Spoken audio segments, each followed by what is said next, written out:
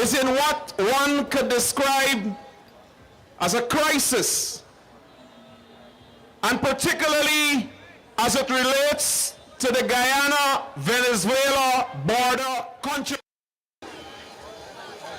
And that is why it is not by accident that the flyers and information that was circulated today inviting you out here tonight to this public meeting, of which we consider matters of urgent public importance.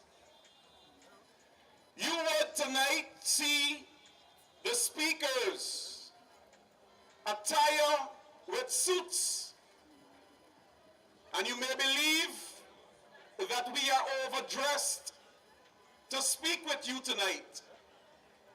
But friends, the members of Parliament that will be addressing you in a few minutes had just left the National Assembly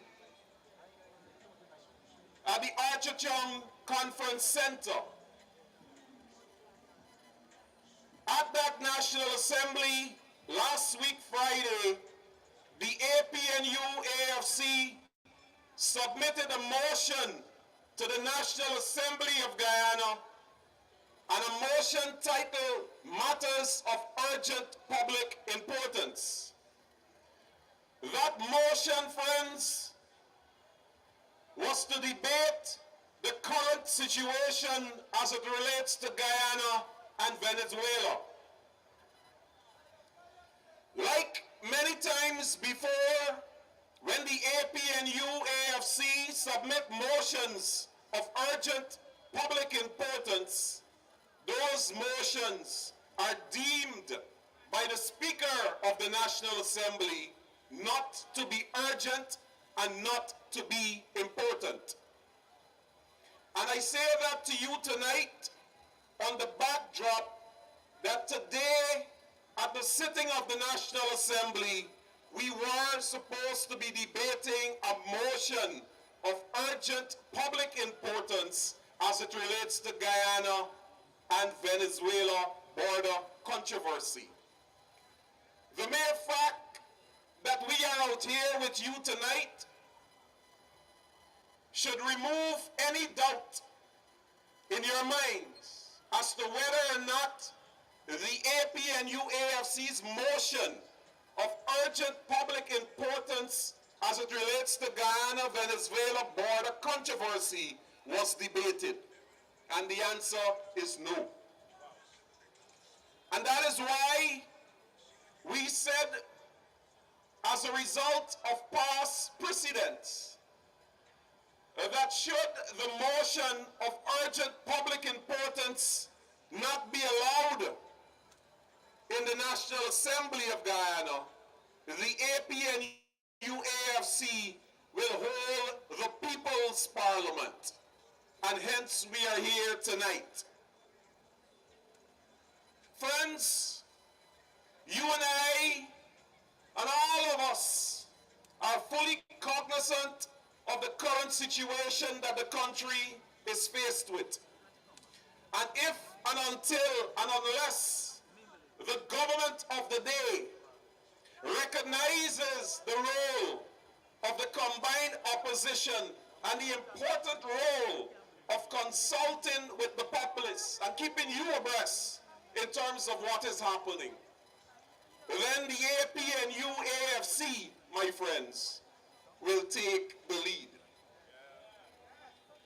So we invite you tonight, for those of you who are viewing this public meeting in your homes, we encourage you to share it live.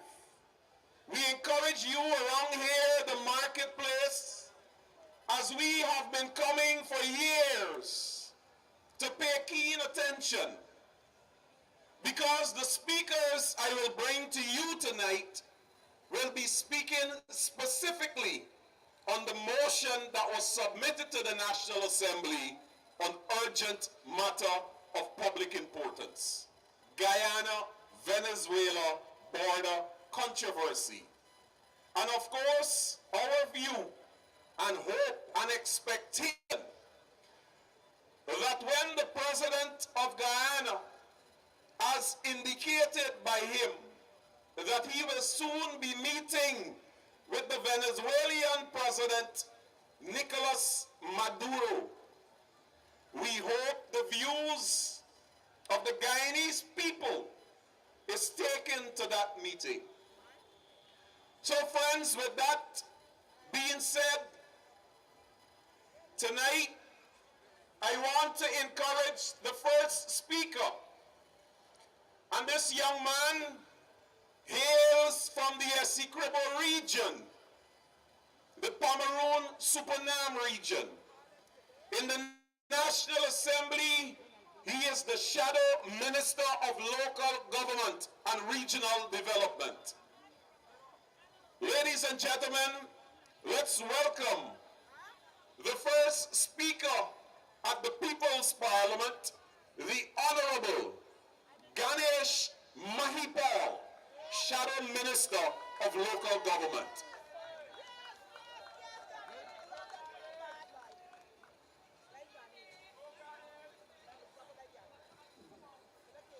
Thank you very much, Christopher Jones, our own Chief Whip in the National Assembly. Before I begin to talk to you about this controversy, I want to put on record that myself and family, and by extension, all the opposition parliamentarians, we send our deepest condolences to the families and friends of our dear soldiers who passed.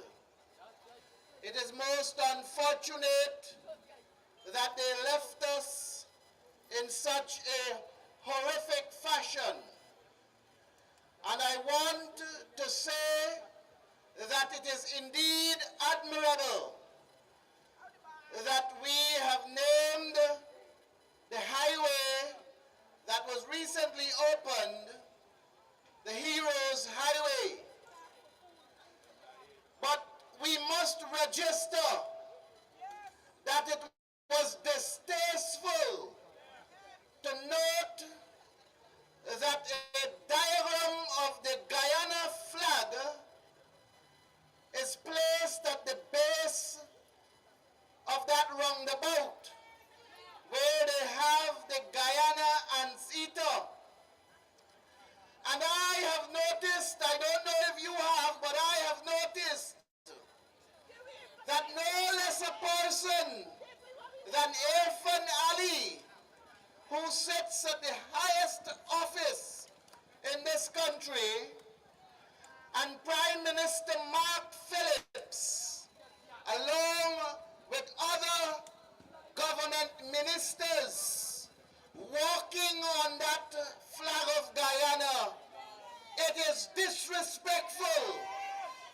It is not what we stand for. And if there is one thing we have learned growing under the People's National Congress since 1966 to now, is that we must respect our symbols of nationhood. Today in the National Assembly, Priya Manik-Chan had the audacity to stand up and make reference to what we normally would say at Stabrook Square. Well, tonight, let her hear me loud and clear.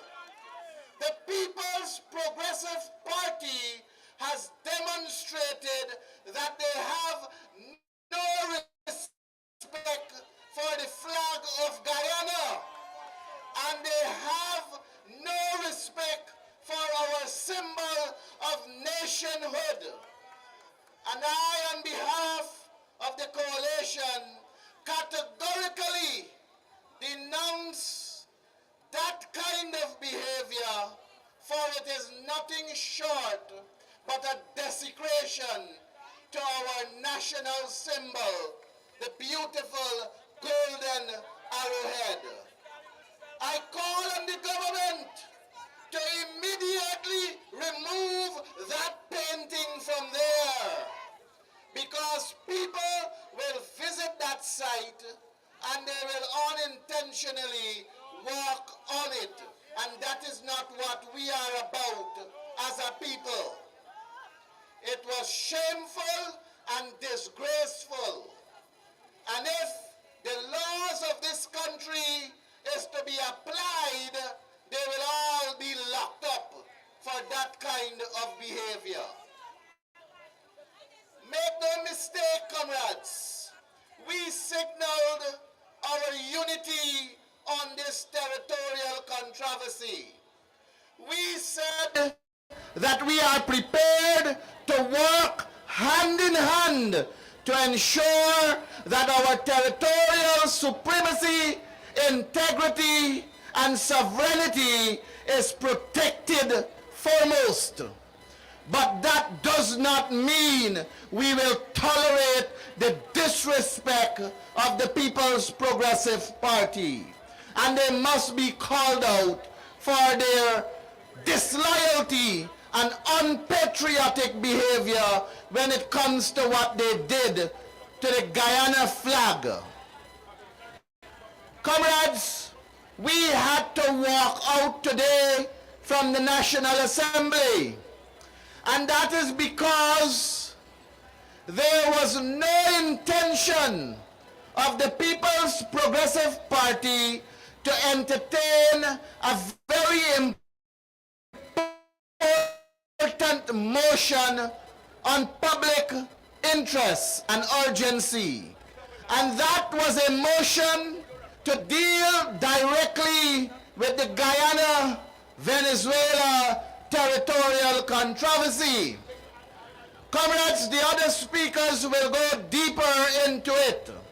But what I want you to know is that the APNU AFC has given Irfan Ali a mandate. And that is, as you go to St. Vincent and the Grenadines to engage with Nicolas Maduro, you are not to discuss anything concerning the borders of this country.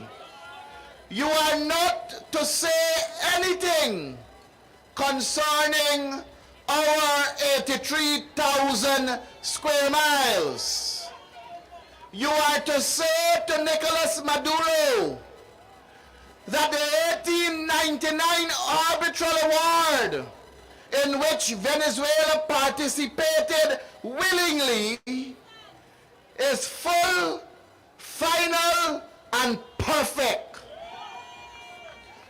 You are to say to Nicolas Maduro that this zone of South America, the Caribbean, and Western Hemisphere is to remain a peaceful zone. And you are to say to Nicolas Maduro that Guyana is all about peace. Guyana is all about love and unity. And you are to further say to Nicolas Maduro that we are not shutting the doors on discussion with relations to other matters. We live in this hemisphere. We must peacefully coexist. We must have a good relationship, but we're not giving you a blade of grass. That is what Maduro and the people of Venezuela must understand. We also had in that motion the call for us to have a high-level border security commission comprising of the government representation, the opposition's representation, and all other persons that can meaningfully contribute with their various kills. The problem we have, comrades, is that the People's Progressive Party want us to put unity on paper, but they don't want to practice it in action. This matter is so sensitive that we have to ensure that there is togetherness on it. And if the People's Progressive Party is not prepared to engage the opposition in meaningful consultation, in meaningful participation, then we will have to send a different signal to them. So we put them on notice that you have done this for too long, and it is now time for us to put that full stop.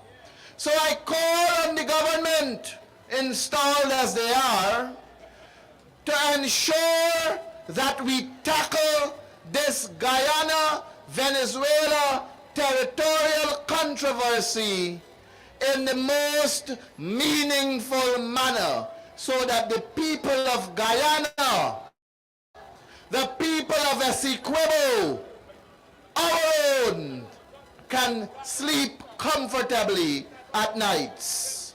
I know that the coalition stands resolute when it comes to defending our territory.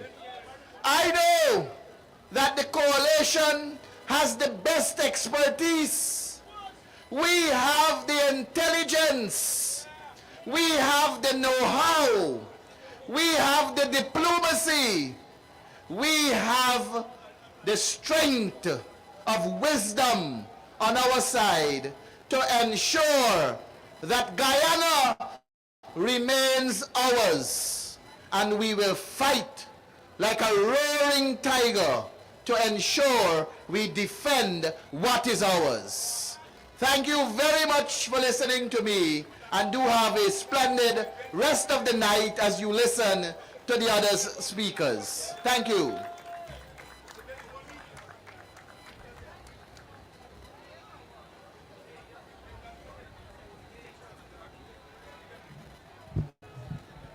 Thank you. Thank you very much, MP Maipol.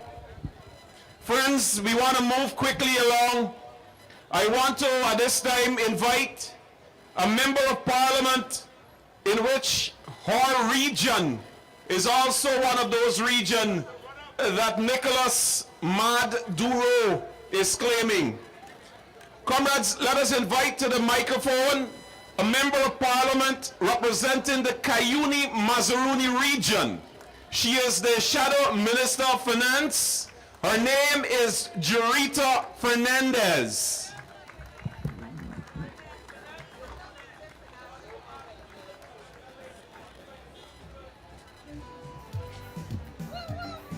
Good night, everyone. Good night. Greetings from the Essequibo County, Region 7. I hail from Bartica, Region 7, and I know that a lot of times, a lot of you come out and you defend so strongly the Essequibo County, and a lot of you have never lived there like myself, and I have to say, we appreciate the solidarity that every single Guyanese is placing to make sure that my home is protected and remain part of the 83,000 square miles that is Guyana and will remain Guyana. I want to join with my colleague, Mr. Maipol, in saying that we extend our sincere condolences to the families of our 5 heroes.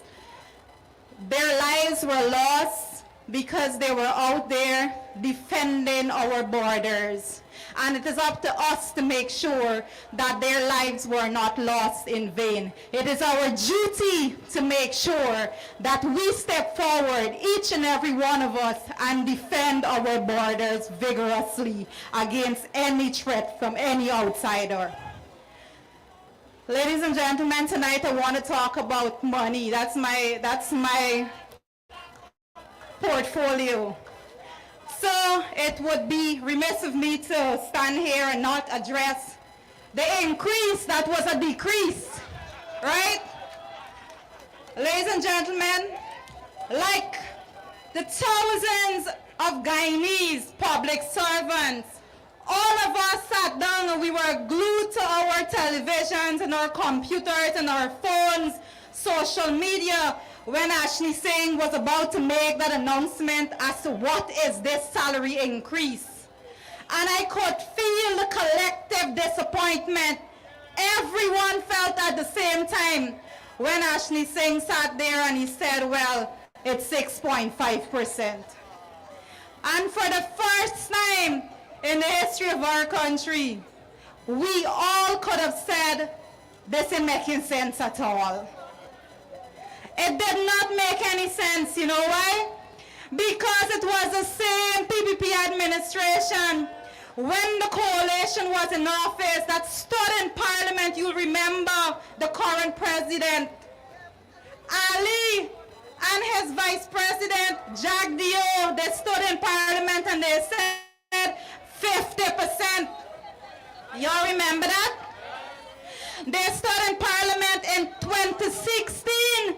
The budget was $230 billion and they said we should give an increase of 50%. Guess what? Now the shoe is on their feet. But there's a big difference. We didn't have any oil money. We didn't have that luxury of spending additional finances. Today, this year, the budget was what? Ladies and gentlemen, the budget was $781.9 billion. That's what it was. 2016, $230 billion. 2023, $781.9 billion. And these people come to you and say, take a 6.5%. After they told you that you must demand 50% when we didn't have the oil money. They are disrespectful to the public servants in this country. They all are. And I want to address something that I've been hearing the VP and some of them talking about from time to time. They're trying to tell you that, you know, if we give a large salary increase, it can cause inflation. The coalition government proved that that is not correct.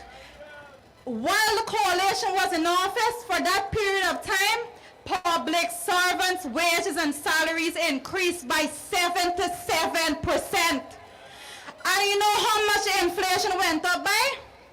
0.5% one year, 1.5% the other year. They cannot bring that nonsense and put it down your throats right now. And in addition to that, we have to be smart as a people. The government, the PPP administration can't come to you and say, oh, if we give the public servants a lot of money, it can cause inflation. But you know, if we give the private sector this money, if we push billions of dollars into the country through the private sector, it's not going to cause inflation. They must not be bringing these flawed arguments to you. They should right now be going back to the drawing board. We're demanding it for them to give public servants a better wage, a better increase. And I'm going to tell you right now, it's going to be a little too late for them to do it this month because the pay date for this month is Friday the 15th. But they should commit, and we must demand that they commit to going back to the drawing board and announce a better increase come January of 2024. The public servants of this country deserve to be treated with respect. Ladies and gentlemen, we have to continue to fight every bit of this. Now, we have a lot of speakers, but I have to say this. I'm coming, like I opened my saying, from the Essequibo County, region number 7, Bartico. And I want to say to all of you here tonight, because I know when you talk about the 6.5%, a lot of persons are going to be talking. I've been following on social media. Persons are saying a lot of public servants don't even have a house lot to the name and those things. And people are saying, being very dejected somewhat. And I want to say to you all tonight, Our forefathers gave their lives to protect the 83,000 square miles that is Guyana. And it is up to us today to continue to make sure that what they fought for back then, we continue to maintain today. And I want to say to you the very fact that we went through so many hardship back in the days and we're still going through it today, that is a reason for you to come forward and fight today, because guess what? All the time we're suffering in Guyana, all the years, and we've been fighting and fighting for a better life. And as soon as we see the glimmer of hope, as soon as the oil started to flow, and I have to remind you that it's under the AP and UAFC administration that started. Let us not forget that tonight, ladies and gentlemen. As soon as we started to see that glimmer of hope that we're going to get resources to better our lives, we have someone on the outside. The enemy is at the gate trying to snatch that hope from us, and we must stand up and defend this country with everything that we have. This is not a time to be afraid. This is not a time for fear. This is a time for us to stand resolute and to know that we stand proudly on the side of the international law. We must stand and defend this country. As a resident of the Essequibo County, I have no fear, and I will go forward and I will continue to speak on behalf of the people of Essequibo and by extension the people of Guyana, that this land is ours. The Essequibo is we own, and we ain't giving up no part of it. So ladies and gentlemen, I want to thank you for listening, and I know my colleagues are going to be sharing a lot more with you. Have a lovely night all. We are a peaceful people, struggling, we struggle, and we no look for trouble, just ask around. What when outside faces, from foreign places, talk about taking over, we ain't backing down. No, we ain't giving up no more. You can sing this now, We bro. ain't giving up no trees. Sing it loud and proud. Forever. That belongs to me. Tell Maduro. Saki. Not one rice grain, not one for us. Hear this part. Tell Maduro Halias.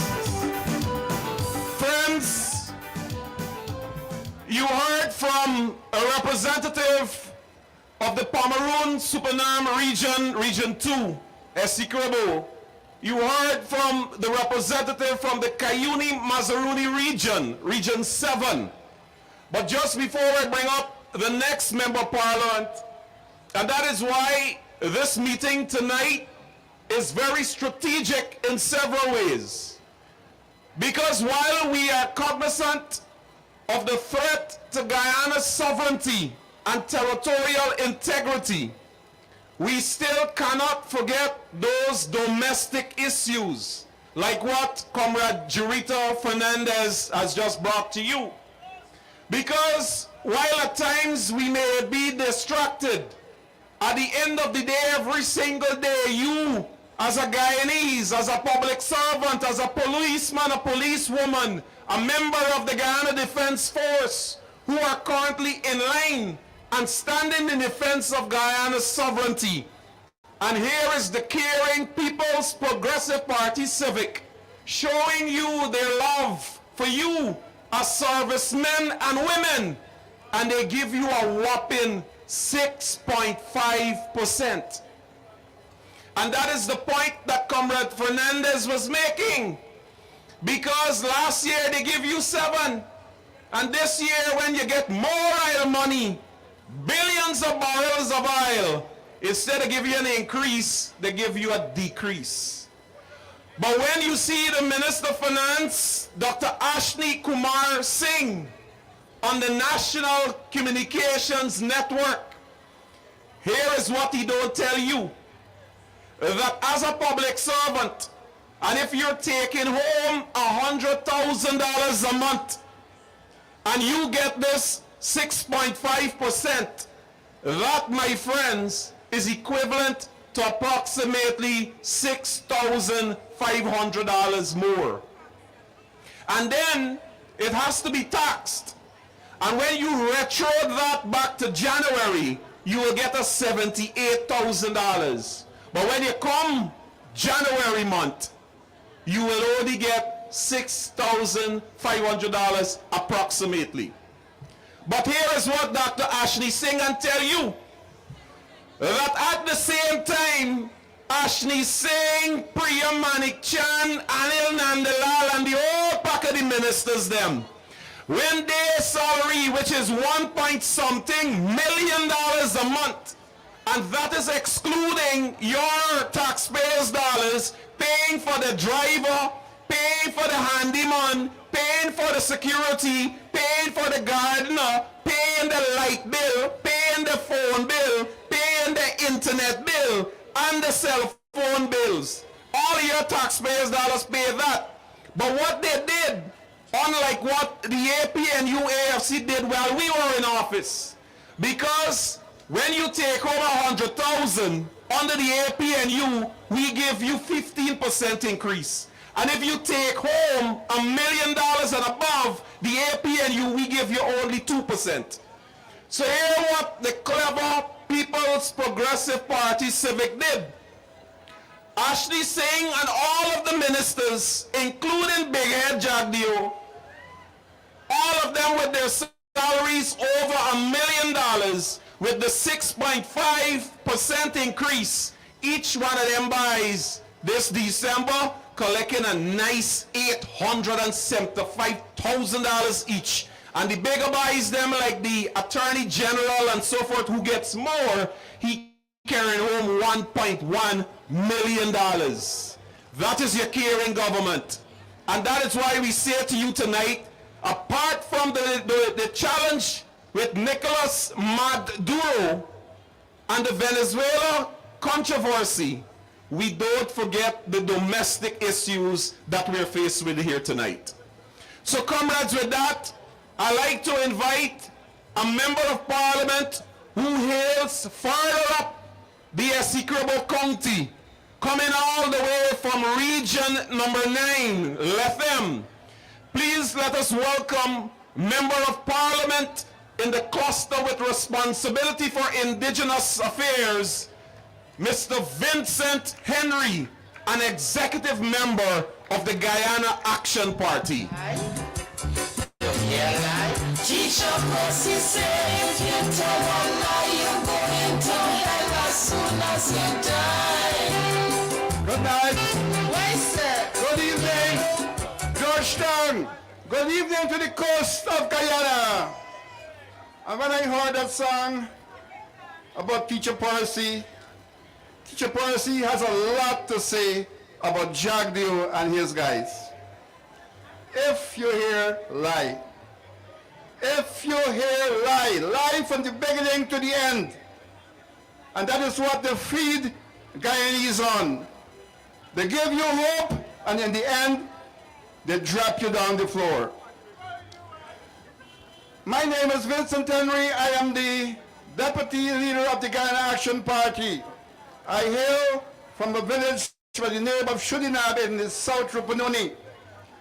I would like to tell you quickly before I get into the main topic of the evening that during the 23 years of the People's Progressive Party, my region had little or no development. It was when the coalition came to government that we saw lots and lots of transformational development happening. For example, one of those is that we managed to get radio stations that connected the people in the south and the north and the central part of Region 9.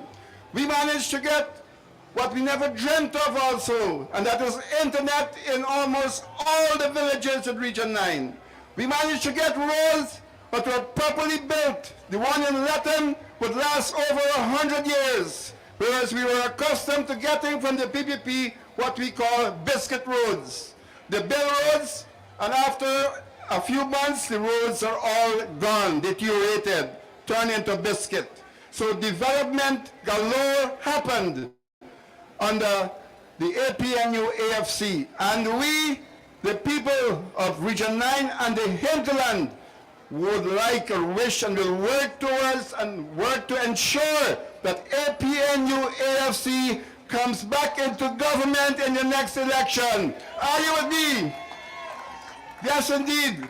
Now this story about Maduro, Maduro, I would call him a man of paper dreams, because all that we are seeing, all this dancing around and huffing and puffing, it's really because he is in a very bad state in his country, and he would like to win the next elections next year, and he wants to hurry up things to ensure that he has that power or that support, and he's using the controversy that we have right now by claiming Essequibo as his, because he thought that his people would give him the support, and so he called on a referendum.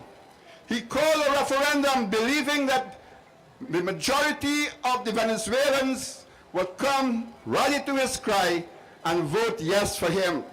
We heard from the news from across the world that yes, they got about 10 million votes. They got 10 million votes because they had 5 questions, and they count each question as a separate vote. Although Venezuela has roughly 20 million people, only about 2 million supported Maduro. And so he's in a very weak position now. And so he's using all sorts of strategies to say he's powerful, using Guyana as a tool for him, or as a tool for him to get back into power. But his people sent him a resounding message that they are not with him. They are not with him. There were polling stations that they showed where the people who are there waiting on the voters were sleeping. People were not voting. So now he has upped his ante. He has now put forward a decree, 6 decrees actually, in saying that he will start a government in Essequibo, etc. But that is a paper decree. It's in paper. He can make that happen in reality because he doesn't even have the support of his people. And the problem that I personally have is that we in Parliament, we gave the support to the government and by extension the people of Guyana, saying that we will stand in solidarity for the defense of our territorial integrity and our sovereignty. We said that, and we meant it in Parliament. We mean it. But now we have a situation where the leader of this country, the installed president of this country, has taken the bait and will be going for a meeting in a few days. The people who invited him have one thing in mind. One thing in mind, and that is getting control of Essequibo. That is what. He knows that. So why is he going? Why is he going? But then, we have to remember the animal that we are dealing with, and that is the People's Progressive Party. We have to remember when COVID struck the world, including Guyana, it was the PPP that brought Sputnik vaccine, which eventually turned out to be like water, useless. But they spent billions of dollars of taxpayers' money to bring useful things to us. That is what that's the government we are talking about. We are talking about a government that disrespects women. In Parliament, they stop one of our women. Next one, they show the dildo. Talked about the dildo. They didn't show it, sorry. Talked about the dildo. And then they went further to insult not only our parliamentarians, but the women of Guyana. This government that we have is one that has to go. It has to go. They even already told us perhaps what they're aiming at when one of them said that Guyana only has 83 square miles. 83 square miles. What a shame. What a shame. We have 83,000 square miles. We're proud of it. My friends, one of the most important components or set of people that have not been invited to any consultation about Essequibo are the people who are living there. And that is the people who are there before Adore's great-great-great-grandfather talked about making him. The indigenous people are there. And we have said that Essequibo is part of Guyana. We do not want to live under a country that has poverty reading, where people have to go into the rubbish bin to eat. We don't want to live in that. We don't want to live in a country where our money, the money we have, cannot be enough to give us food. We want to be free. We want to be in Guyana. And we know that coming next elections, when APNU, AFC wins, that we will continue to enjoy freedom, we will continue to enjoy a better life, and we will be a country that has Essequibo still stand strong. Our Eldorado, our Eldorado. Thank you very much, and good night, everybody.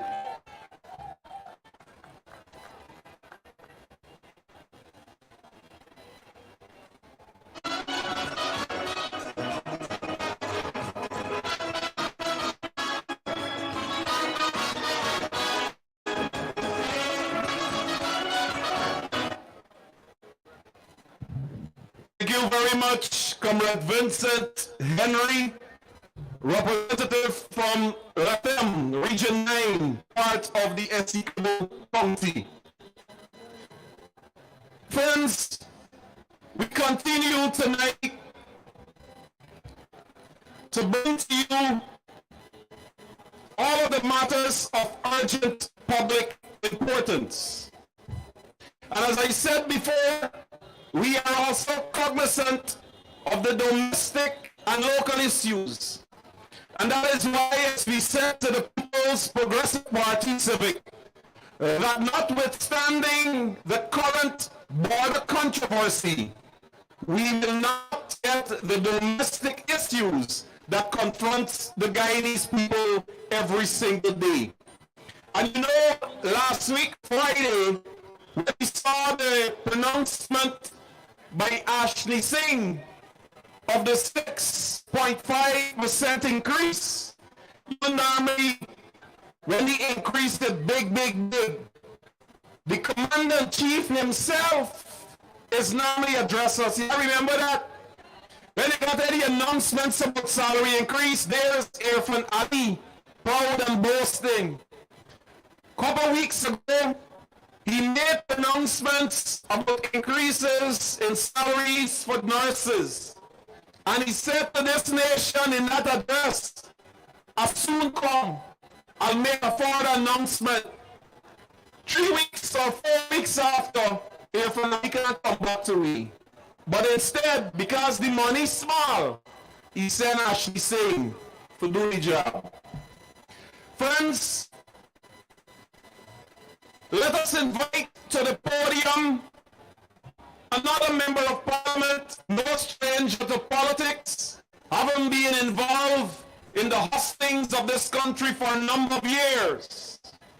And you know the familiar saying that alongside a successful man is a woman. Well, in this case, we will do the reverse. Alongside this successful woman is a very popular man. Ladies and gentlemen, let us invite former Minister of the APNU government with responsibility for telecommunications in Guyana. Let's welcome Madeleine Hughes. We will bend like a bow, but never break. Our fathers came here, and they lived and died here. And we ain't moving nowhere, there's no mistake. We ain't giving no mountain, we ain't giving no tree, we ain't giving up no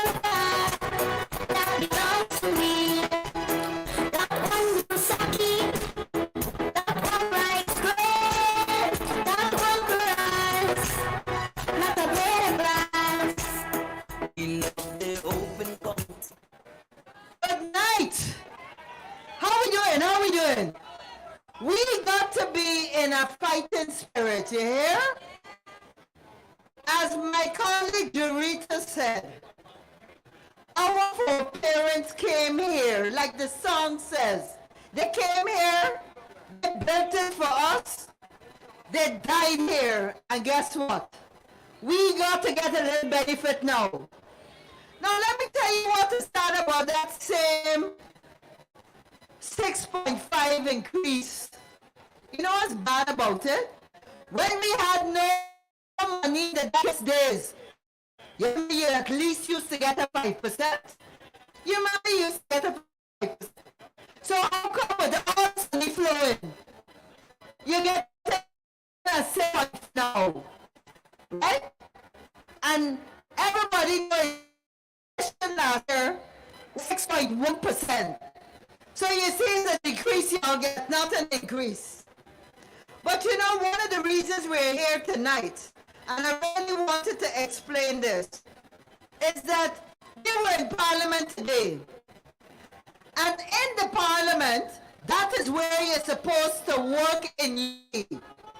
You know, the APNO AFC said we are supporting the government, we always have. When it comes to the border, we are one nation, one destiny. Everybody want to make sure we ain't giving up any part of Guyana. And so in the Parliament, the way it's supposed to work when the Parliament working good is that everybody must be able to come to the Parliament and we have a debate. So even if you're the government, you must be able to listen to the debate that your opposition members got. We got good ideas. We got good research. We want to help too. And this is where you will know from home. You make a better home if you're listening to the wife, your partner, you're listening to the teenagers, because everybody got some contribution they could make, right? So imagine today in the Parliament, we brought what we call a motion, which is just 2 pieces of paper saying the things we want to discuss. And believe it or not, once again, the speaker decided we mustn't even have a discussion. Now, what's the point of having a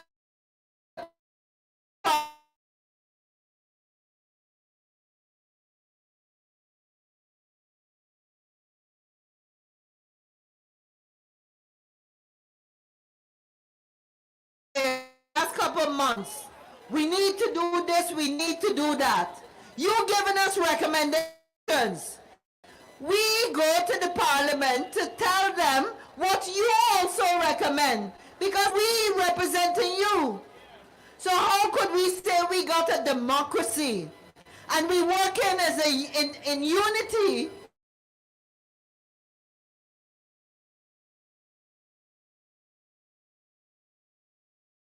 This issue with Venezuela is not urgent and it is not important.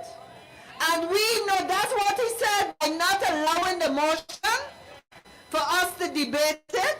That is what they are saying. And we are saying there's nothing worrying Guyanese more today than this Venezuelan situation.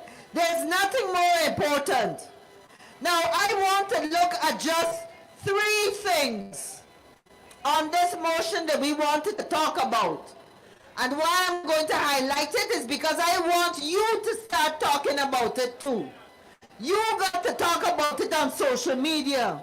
And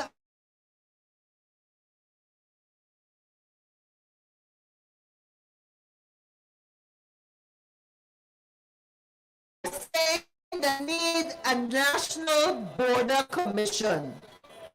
We want members of the government. We want members of the opposition.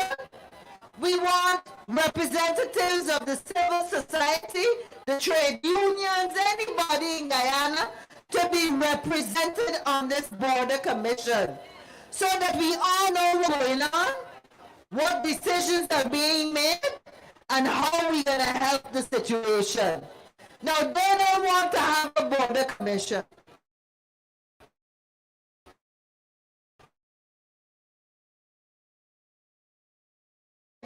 committee. Sad. I hear him, a gentleman down there say sad.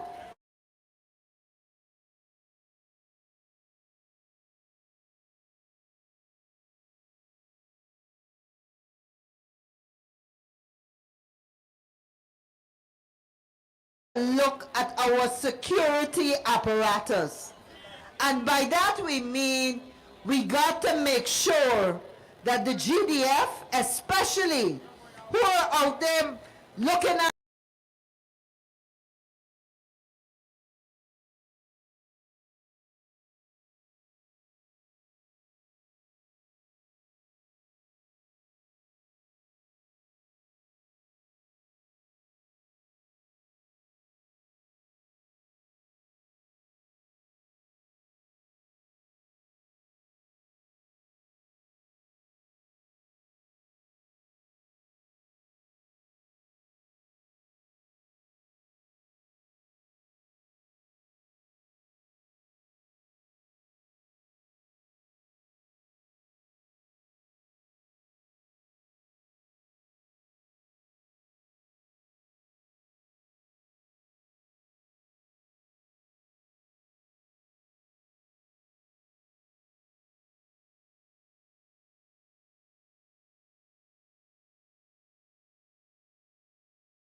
questions, have a debate, and then he got to answer us so that everybody will know what's going on. The last important thing that we asked for is that we said we need to know how many Venezuelans are here. We need to know exactly where they are. And one of the things we recommending, we are a hospitable people.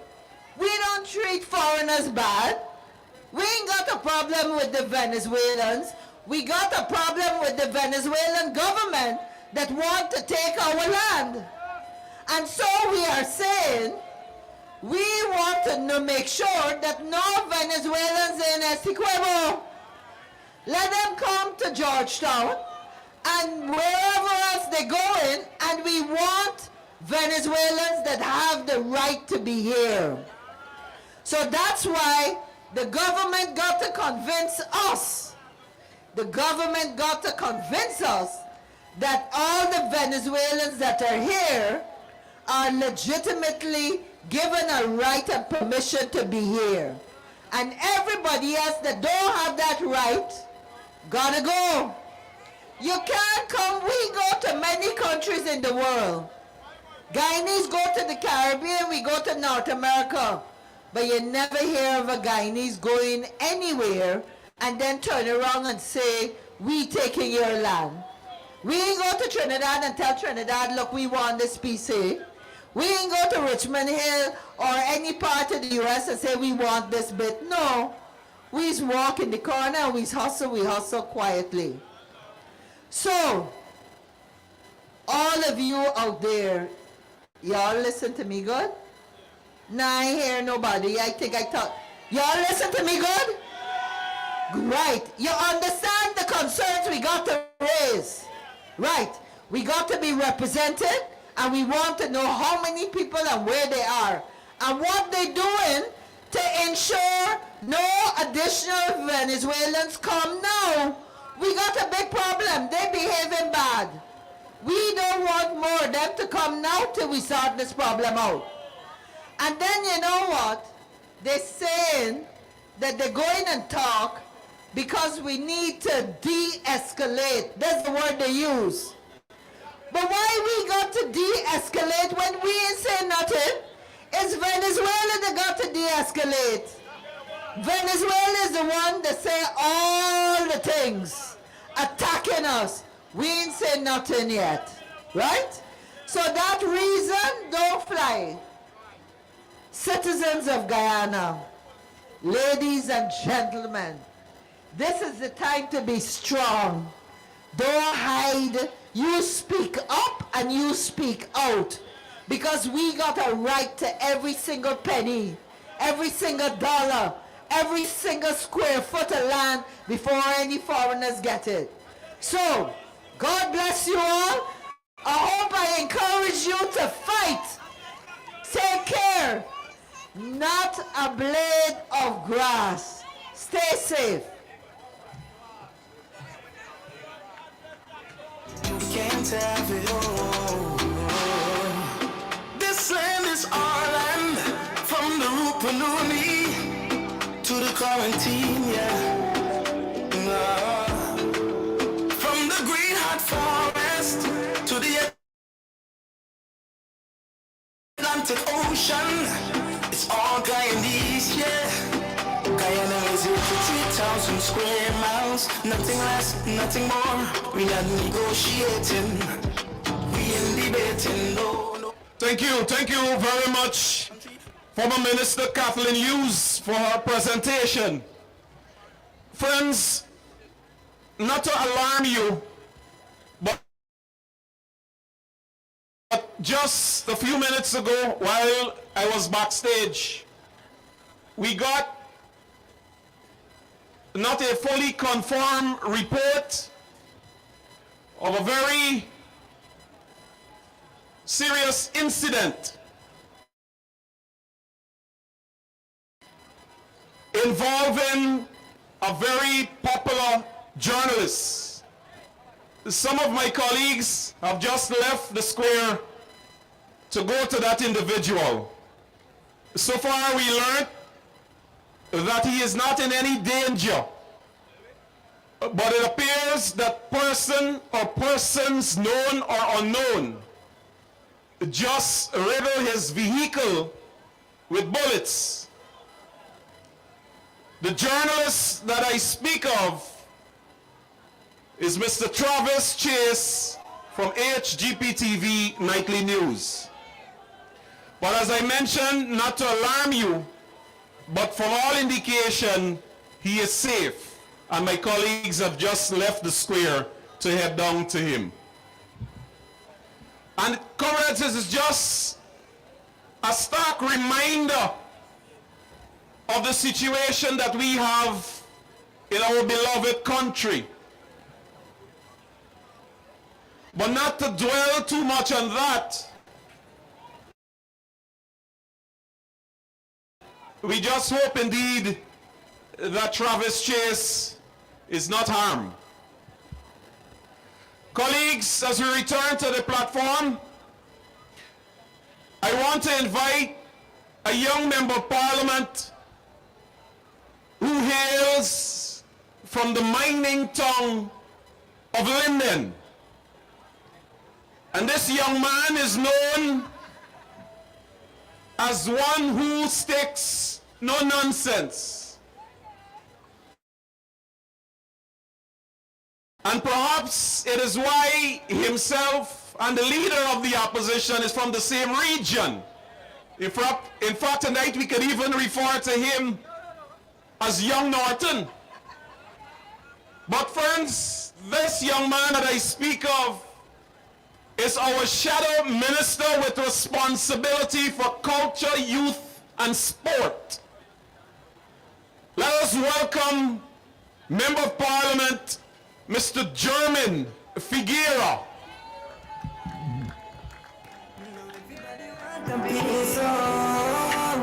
We started wish this in land where before them bring example find their food. You know how that fill up their minds, you see. Yes. Good night, Georgetown. I bring you greetings from the revolutionary tongue of Linden. And the songs that you heard here tonight, all of those songs, we believe are genuine, they are authentic, and they represent the essence of who we are as a people and as a nation. Not one blade of grass is not just a song for us as Guyanese. It is a reflection of the fiber of our belief that all of our 83,000 square miles belongs unequivocally to all of us. And that is why the opposition agreed in principle with the government on this issue. because this issue, ladies and gentlemen, is a non-negotiable issue. When it comes to our territory, when it comes to our sovereignty, it is a non-negotiable position. And for time immemorial, we have always stood resolute as a people and united as a people with regards to our territorial integrity, with regards to every square inch of Guyana. And we say to the people of Essequibo, all of Guyana stands with you, because all of Essequibo belongs to Guyana, and we will defend it to the letter. And I want all of us to know that it is a solemn duty. It is your constitutional responsibility as Guyanese to defend your country, to stand in unison and defend your country. Comrades, we are living in a serious time, and a time that is presenting a lot of dangerous and unwelcome situations for us. My friend, I just spoke with him, Mr. Travis Chase, because when I saw this on the social media, I got concerned. And he confirmed that gunmen shot up his vehicle, thinking that he was in the vehicle. Guyana is becoming a very dangerous place. And we say to you, the people of Guyana, you have a responsibility, like us, the leaders of the opposition, to demand from government a safer Guyana. Because government and all of the elected leaders are your servants. And as a servant of the people, you have to serve the interests of the people. And I say to you who are here tonight that you have to demand a safer Guyana.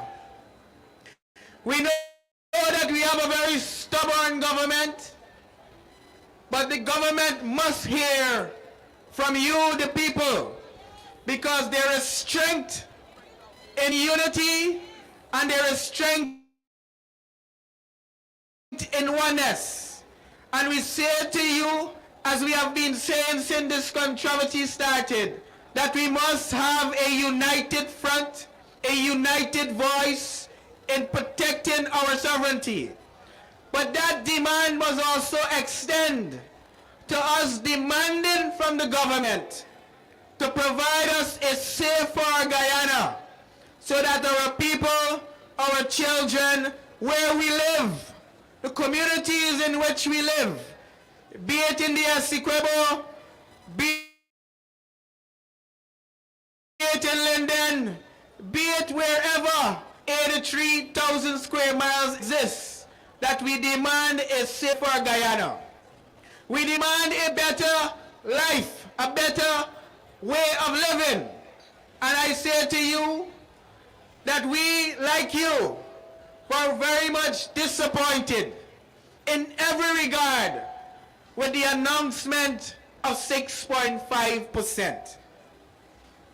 I say to you, residents of Georgetown, and those who are listening and watching on the social media platforms,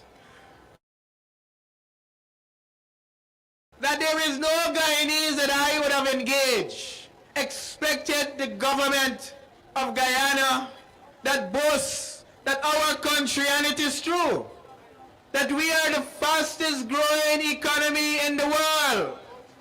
Guyana is sexy to the world. All eyes are on Guyana. This is the place to be, because we have vast amount of resources and wealth. So no one expected the government to be so uncaring to give Guyanese 6.5%. It is an embarrassment. It is a level of gross disrespect. 6.5% equates to $65 out of $1,000. We believe you deserve more, and I say to you, you must demand more. I heard in the grapevine that the government is saying they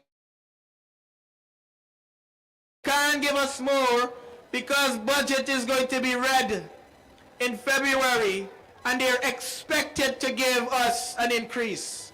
But I say give us the increase now because we are at the market square. Starbuck Market go around. I have never in my life witnessed pumpkin being sold for $1,000 a pound. It is ridiculous. Cost of living is grossly affecting every single Guyanese. And we expect from a country that is dubbed the fastest growing economy in the world, a country that is considered the Dubai of South America, that a government who projects to be a caring government would at least give us a double-digit increase. Because the coalition gave us more than 6.5% without the amount of resources that we are receiving here today. And I say to us, we as a people must demand more. We cannot just be united as a people, even though we must on our borders. We must also be united in the call for government to be better in the distribution of its services on behalf of the people of Guyana. The public servants keeps the engine of government running. The nurses, the teachers, the policemen, our soldiers, every worker in all of the government ministries and government sectors keep this economy at float. And if the government cannot accept the contributions that the public servants give to keep the engine of government running, then the people must act, and act accordingly in demanding more and demanding better from government. I say to us, we must keep the pressure on, and the pressure requires us to making demands that the government must fulfill. Comrades, we believe that the soldiers who died in defense of our country, they died in service to this nation. And the announcement on the eve of much sorrow in this country of a 6%, I believe it was deliberate. Deliberate, and this is something that the people of Guyana must be conscious of. They know that we are in a state of mourning. They know that the border controversy is something that all of Guyana is concerned about. So they just foist this 6.5% on us, thinking that we would not give it much attention. But this is Christmas time, and every Guyanese loves Christmas. We celebrate Christmas, and this is the time of the year most Guyanese spent most of the monies that they would have saved up. They throw box, and they expect an increase that they could pull together to ensure that their families will have a Merry Christmas. But I say to you, I say to us, that we have families for this Christmas. We have families who are not certain about paying their rent. We have families who are not certain if they are going to be able to provide a proper meal on Christmas Day for their families. And this 6.5% has hurt many of us. And we are just talking about the government workers. What about the informal economy? Those people aren't benefiting from this increase, this decrease increase that the government has given. The taxi drivers, the bus operators, the market vendors who contribute to this country's economy, be it in an informal or formal way, they are not benefiting. They would have expected an increase in which sales of their produce would have been increased. But now they can buy more to sell more, expecting the people to buy more because the people have less. So I'm saying to you, we must demand more. And moreover, we must demand more from this government who is our elected servants. And servants must serve their masters. And I say to you, the people of Georgetown, that you are the masters. And if your servants aren't serving your interests, you must get rid of them. And you get rid of them by exercising your power. And your power, comrades, is in your vote. And that is what you must exercise. Your elected servants, that they must do better in your interests, because you would have given them the responsibility to serve in your interests. And I say to you that this government is failing to serve in your interests. But we must come back to the primary focus that this meeting here tonight wants to address, which is the many concerns Guyanese have with regards to much uncertainty about what is going on with this controversy concerning our borders. And again, the government is failing. It is the government's responsibility to educate the masses in every regard. The coalition agreed in principle to have a unified position with this situation, as we would have done on numerous occasions. We did that with the understanding that the government would have been very involved with the opposition in planning and in structuring how we are going to approach this situation. This situation in which is important for all of us. This is not about scoring political points. This is about Guyana and Guyana's sovereignty. This issue can affect all of us, irrespective of which side of the political divide you are.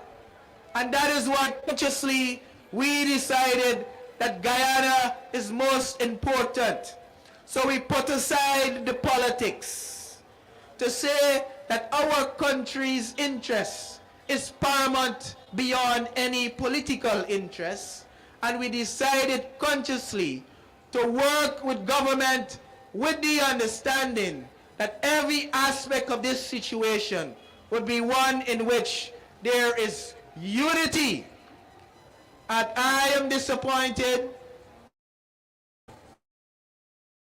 that the unity we expected from government is not totally being demonstrated in their posture, in their approach with regards to information sharing, with regards to the planning, with regards to the education exercise that should be undertaken throughout this country and wherever we have diplomats around the world. Wherever we have representatives in Guyana, they must be articulating Guyana's collective approach, Guyana's united approach to all those states in which they represent Guyana's interests to those countries where they are domiciled. And I say the government still have time because we are forever willing to converse of the people of Guyana to ensure that Guyana's sovereignty remains intact and we are united in this regard. So in closing, comrades, let me remind you that the office is prepared to work in your interests to all because that you have a responsibility as Guyana in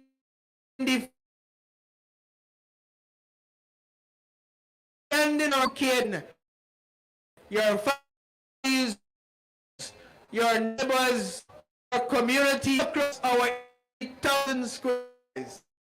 And that belongs to us. The media must play a more definitive role in that day is very important role.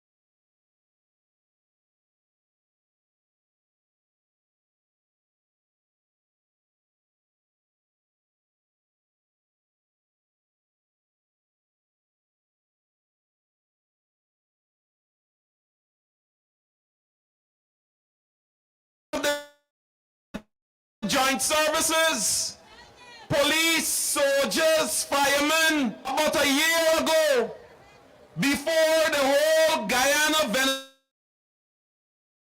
Venezuela border controversy was hot, it was the very same People's Progressive Party Civic who said that policemen and women and the members of the Guyana Defense Force, they just be in camp in Ghana, eating food and getting fat, and we gotta pay them every month. Y'all remember that?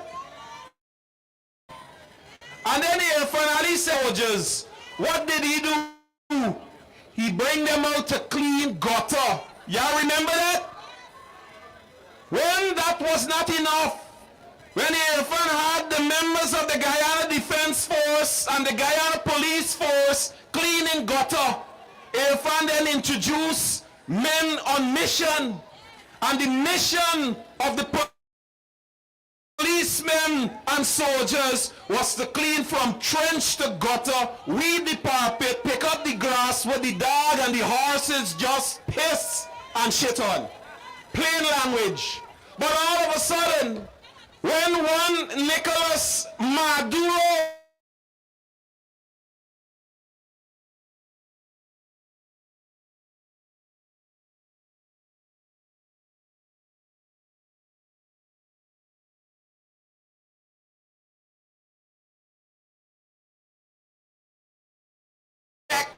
y'all remember that? But you know what I'm saying? A leopard never changes its spot. Policemen and soldiers that he loved them. In the face of Maduro's aggression, we thought that Irfan would have come and said, the policemen and the soldiers, you are getting 30%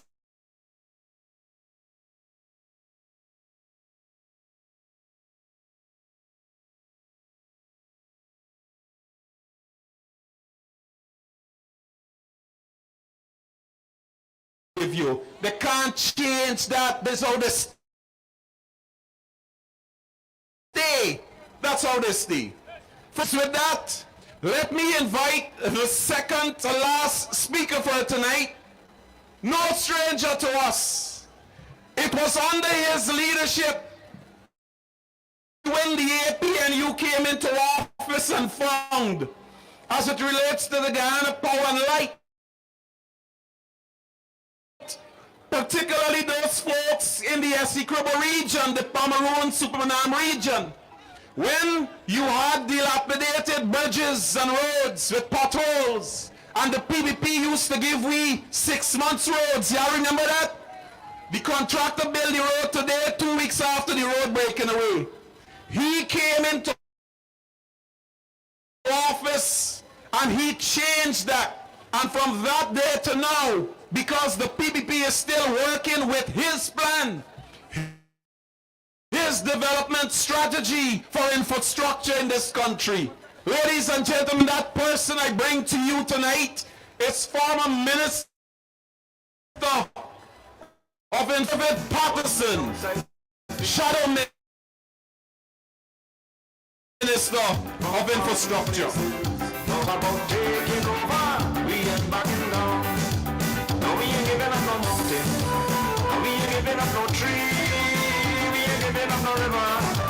That belong to me. Not one blue saki, not one rice grain, not one boras, not a blade of grass. Good night. How are you folks? All right. I'm good as well. But I come to tell you, these are serious times. Serious times. And you know me and we Guyanese don't like to take a lot of things serious. We always nice and jovial. When things get hard, we go to church. We do all these things. These are not the time to just go to church. We now got to help ourselves because the barbarians are at the gate. And I want to I tell y'all all of this. Well, every one of y'all know it's all about our oil. That's what they want, all about our oil. But ladies and gentlemen, you know what I mean, I know this is going live, so first thing I want to do is say condolences to the families, friends of the 5 officers that died in the line of duty. I want to extend my condolences to them. I want to also wish the 2 officers, the 2 GDF personnel who are in hospital at the moment, I want to wish them a speedy recovery. This nation owes them a debt of gratitude. I also want to say this as well before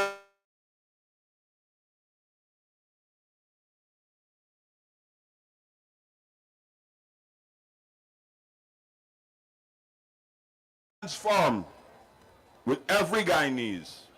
The opposition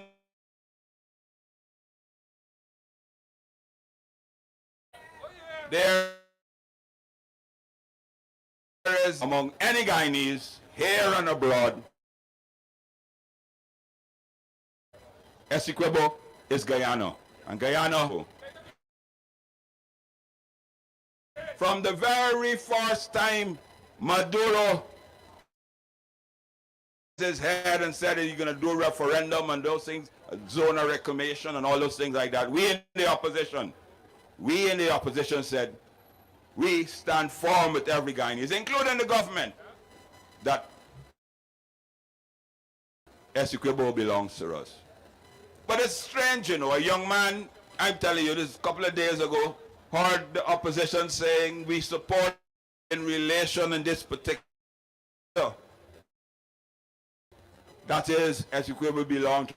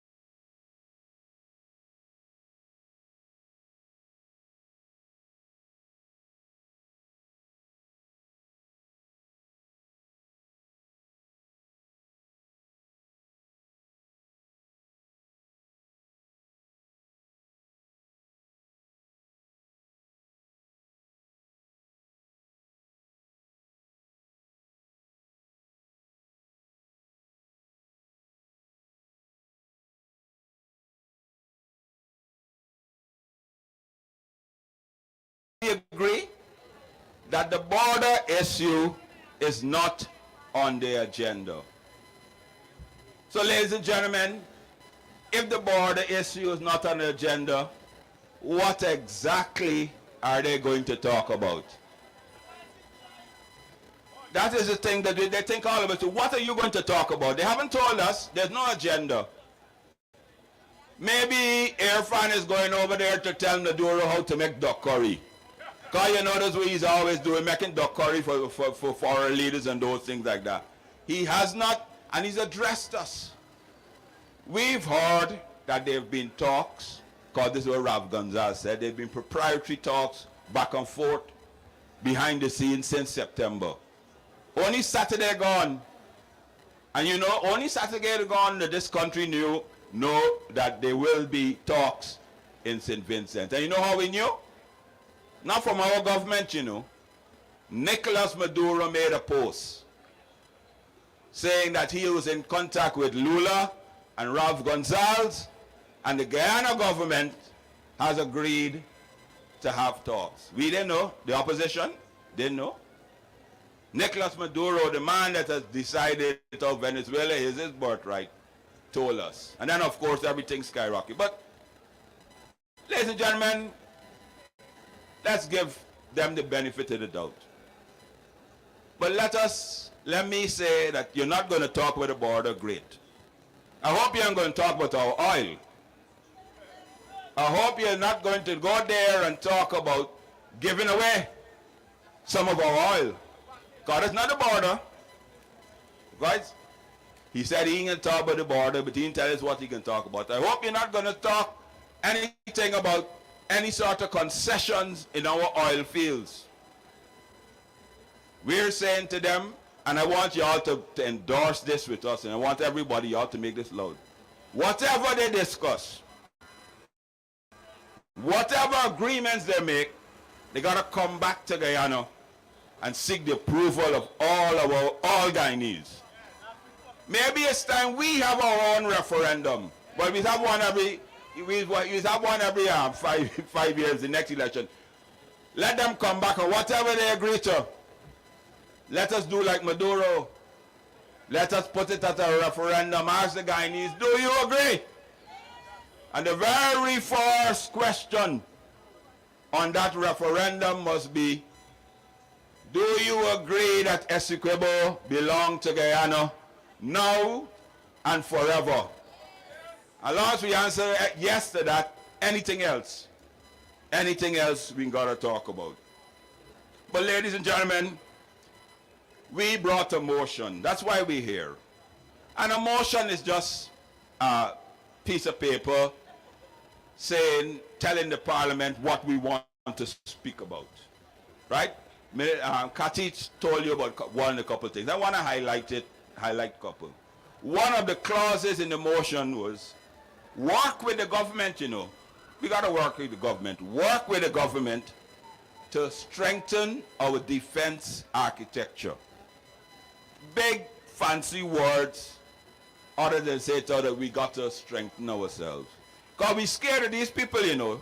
The last time they were in office, they buy a water cannon that never worked. Remember that? So we're saying that we want to have a better, we want to come and tell you what's the right thing to do. You consult us because we don't want them taking our oil money and going to buy another water cannon and go and tell our good friends and soldiers, go wet down the Venezuelans across in the border. Yeah, no, so we know the people that we're dealing with. Do you know, ladies and gentlemen, do you know that I think from the beginning of this month or the beginning of last month, since Maduro decided this referendum, our disciplined forces are in line. What that means is that Christmas cancelled for them. Birthday parties, every single thing, they have to be on call 24/7. If you're not in the barracks, you got to be a place where you can go. You can't go and take a drink. A policeman can't go and take a drink because he's on call. Immediately activation. And you would have thought that if you cancel Christmas, people at home stand up next to their cell phones, dreading a call, report to barracks immediately. You would have thought to compensate these hard-working, brave individuals that you could afford in a country, a rich country like ours. You could afford to give them at least 3 months tax-free bonus to compensate them, because you know January is the hardest month of the year. They can't even, if they had a little side hustle, they can't even do that. But then something happens, the talks go astray. It's these lovely hard-working men and women in uniform that we can have to call on. And all this money, all the money we're making, we're going back to Parliament on Thursday. They can't give you 6.5, more than 6.5 days. They're coming for, this is like on the it will be like the 14th or the 15th of this month, Thursday. 15 days left in the year. 15 days left in the year. They're coming for something like $30 billion extra. 30 billion, and they want to spend just $15 billion in 15 days. You could understand 30 billion in 15 days. $2 billion a day. You know, runnings Wild West.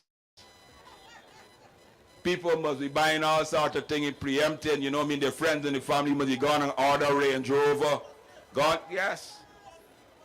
Yeah, so you know where they're going to spend the money. 15 days left. And they're coming for $30 billion.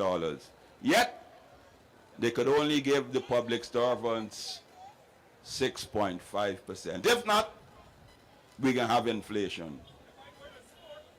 No, not only sport. They're going to do other things, man. They're going to buy all sorts of things.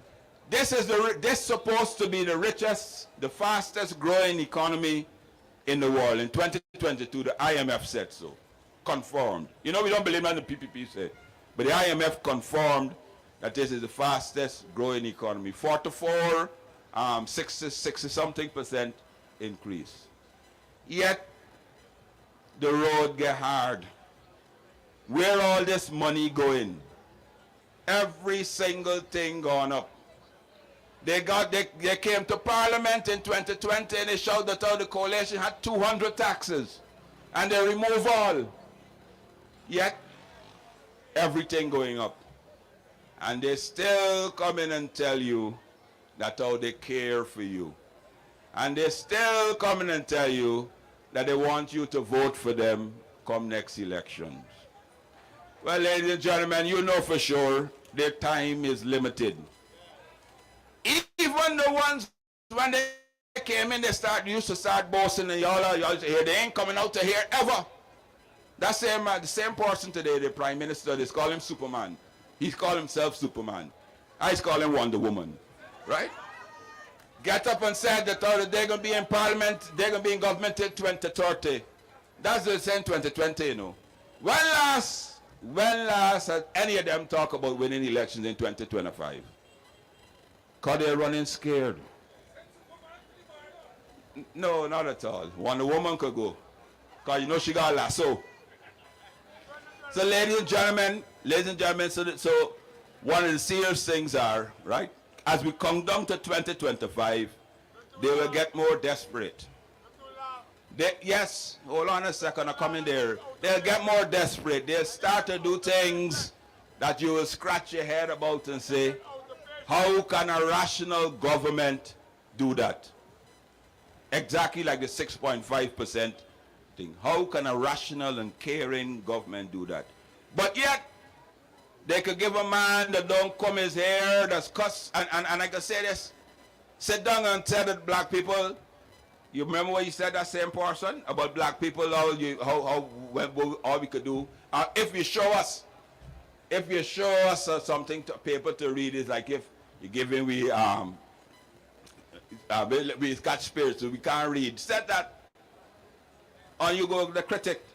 But they gave him, and I could say this because I know that I saw there, you know what I mean, and yet, never build nothing, get $1 billion contract. That's how the contempt they have for you folks and for us. But we in the opposition, sometimes, you know, every single day they ask you, David, they talk to me, you know I'm a rogue corner man. They always whispering, David, why you don't do this, why you don't do that? Time longer than twine. Their time is coming closer and closer. They're getting desperate. Very, very desperate. And soon, I want to let you all know, soon, early 2024, when we hit the road, being called what you call the March to 2025, we can have a caravan, and we hope that you all join us. As we walk around, as we drive around, one message we have: the PPP must go. And then, when they're gone, we will show you how you share the corn. Everybody must eat in Guyana. Every single person must eat. So folks, as I started off telling you all, this is about the oil. All about our oil.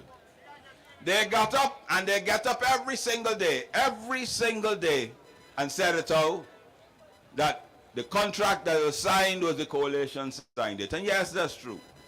When they were in opposition, they said it out was a terrible deal. We said at the time, and it's public, that one of the reasons we signed it is that we wanted to internationalize our borders, bring in international places. And that, you can see, has paid benefit now. But we also said, if you said to us, if you always sit down there chirping while you're there, big head, as they said, and young screaming alley, if you, because all you do screaming, now see crying. No, see, sorry, he has a PR company. They have a PR, you know they're good at PR, and the polls show, Mr. President, people are not liking you anymore. Because first you used to come and dance on stage and do all them things, that gets failed. So his PR company said that people want to see you more in touch. See, crying now on every single thing. I wonder if he cry about the 6.5% that he gave you all. When he cries, so I can join him crying. Yes, ladies and gentlemen. So we said to them, I said to them on behalf of the opposition, if you think that the deal that the APNU signed with the oil is so bad, we will support you if you would like to do anything for the betterment of the Guyanese public. They changed their tune. They changed their tune. They want nothing to do with changing anything. They don't want to revise a clause. They brought a new bill in. And we said this is an opportunity now. They brought a new petroleum bill. I don't know if you all can remember that. It's about like a month and a half ago. And we said this is an opportunity to now set the scales right. Let us do everything better. 32. We proposed 32 amendments. 32 ways to enhance this bill. 32. They rejected every single one. Every single one. Because they feel, because of course, they don't want to work with the opposition. Now that Mr. Maduro is at our gates, they want to work with us, and because we believe in our national patrimony. We believe that Guyana is for all Guyanese. We believe, despite how wicked and stink and dirty they are, when our borders and our people are threatened, we all must stand firm. So, ladies and gentlemen, that's my message here to you. One, we are united. Essequibo belongs to Guyanese from now until forever. Not a blade of grass, not one karass. Two, they got to tell us what they're going to talk about. Three, before they agree anything, let them come back and get our approval in Parliament and at Stabrook Market Square. Because there's only 65 of us, 32 of us in Parliament. They got thousands of you out here. So here, let Ali come right here. Big Head Jagdio come right here and said, well, we went to talks and this is what we agree. If they don't do that, no, but they got to come back and we have to endorse it. And we don't want it only in the Parliament. And finally, I want to say this to us. We are a bit, I am as well, we're a bit nervous.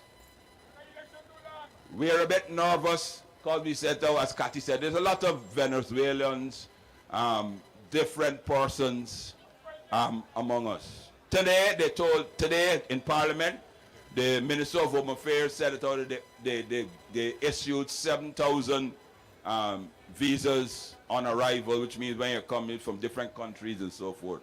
And they issued about 4,000 work permits to people from all around the world. to come and work in Guyana. You know what I mean? We could talk about that later. But we are a peaceful people. That you can find a Guyanese in almost every country in the world. They've accepted us. We have integrated. We have served and we made those countries better. There are people that have run away from madness in Maduro and they came here. So like us, we have to show hospitality to them. But we got to remind them that this is Guyana. We're an English-speaking country.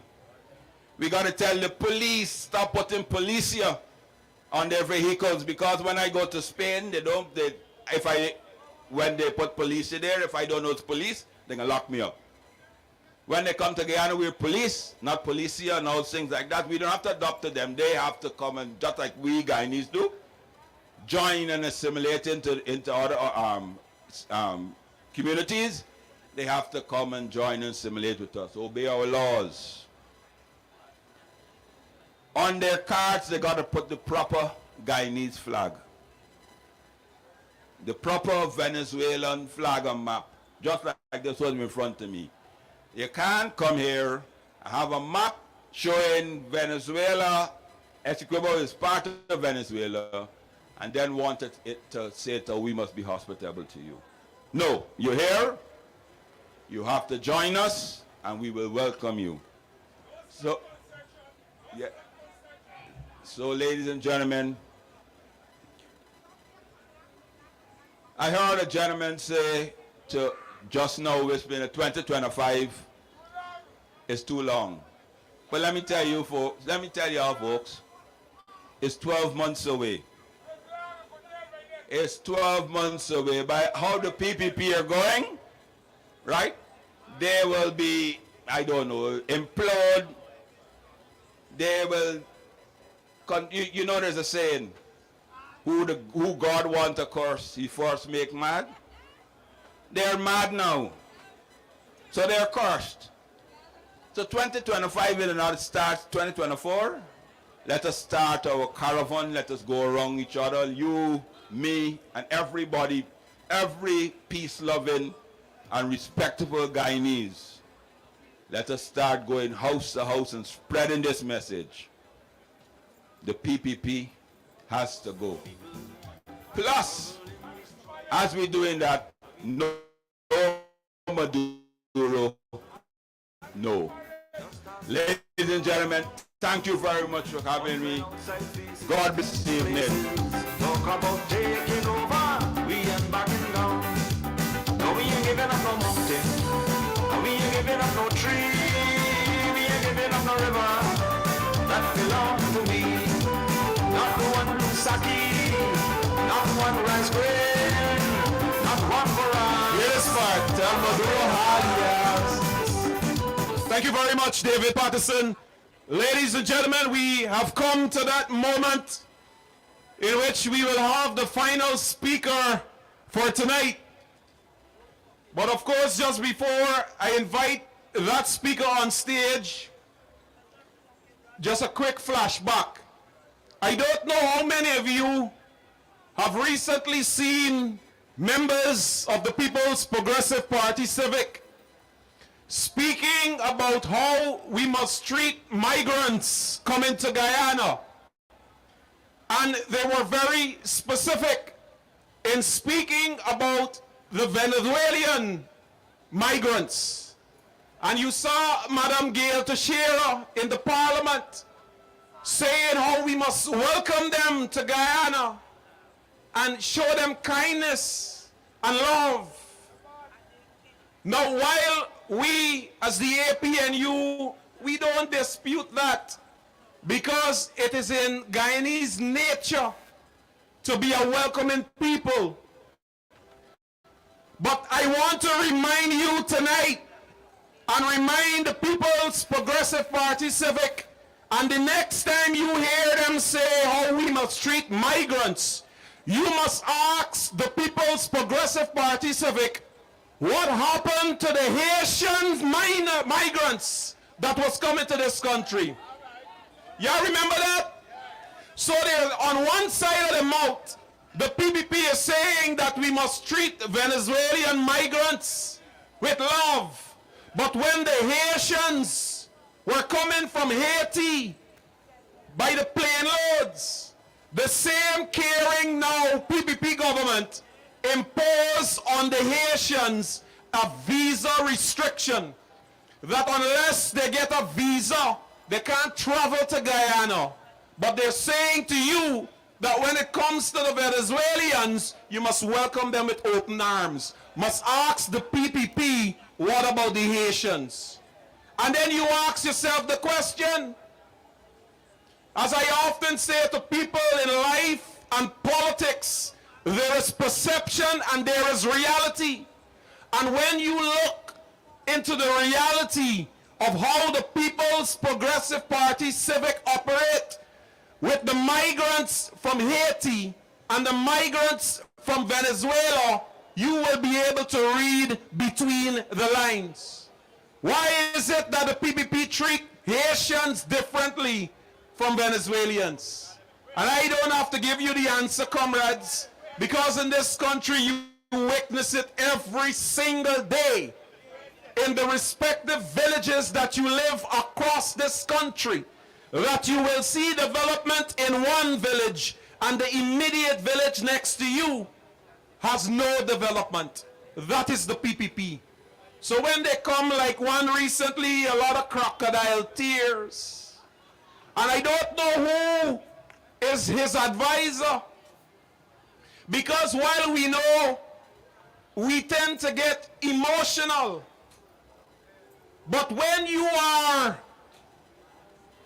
a war president, so to speak, while you are on the battlefield, and in Guyana's case, without a shield, and are you doing as the commander-in-chief of the armed forces, every little thing you're there crying? You understand me? Just think about it. Think about the men and women in the joint services looking at their commander-in-chief crying. He got to a funeral, he crying. He welcomed the troops home, he crying. He never this one, he crying. And this same individual, comrades, on Thursday is going to meet with Nicolas Maduro. I don't know about y'all, but right now I so frightened that he go in there, I want to cry. But you know, big head go into, you know. Big head go into. And y'all know, when the APNU came into office in 2015, Big Ed went on press conferences, and Big Ed was saying that I would have given Venezuela a channel. Y'all remember that?